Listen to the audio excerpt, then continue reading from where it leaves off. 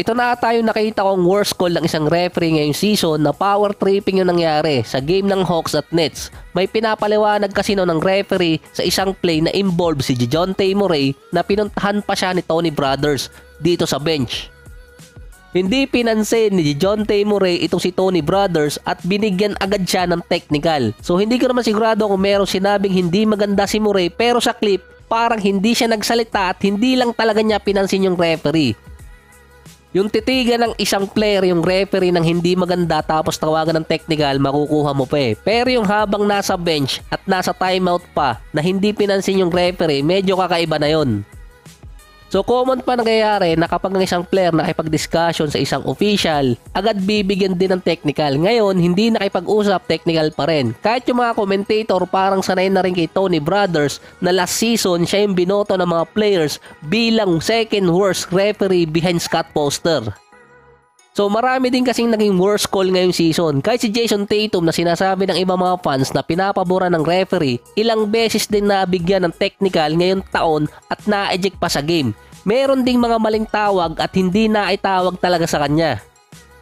Ang Knicks na denied pa sa kanilang protest para i-replay ang naging sequence ng game nila versus Houston.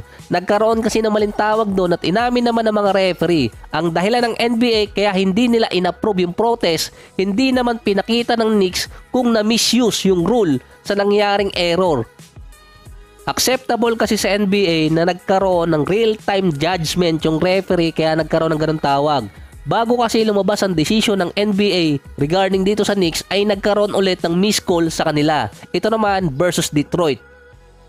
Na inamin ulit ng mga referee na meron silang nakaligtaang tawagan na foul sa pagitan nga ng Detroit at itong Knicks na nagresulta na yung Knicks nakakuha ng panalo. So quits na sila sa mga referee. Sinabi rin ni Coach Monty Williams yon ang worst call ngayong season.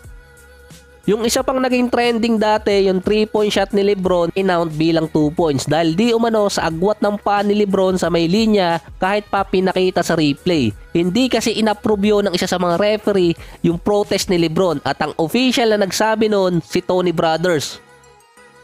After kasi ng post-game review, sinabi doon na tumama yung paa ni LeBron nung parang pumihit yung paa niya habang ititira niya na yung bola. Kaya kinount nyo na 2 points.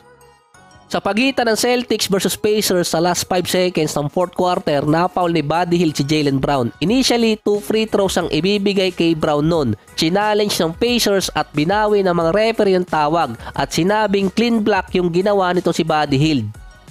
Bumalik ang bola noon sa Pacers hanggang ma-foul ni Porzingis itong si Maturin at nabigyan ng free throws. Doon nakuha ng Pacers yung panalo. After ng game, sinabi ni Buddy Hield dito nga kay Coach Joe Mazzulla na na-foul talaga niya si Brown at kinonfirm din ng mga official yon sa last 2 minutes report. Ang sinabi pa noon ni Vice President Jaylen Brown, dapat imbestigahan yung mga referee. Pero hanggang ngayon wala pa rin nangyayari, kaya time.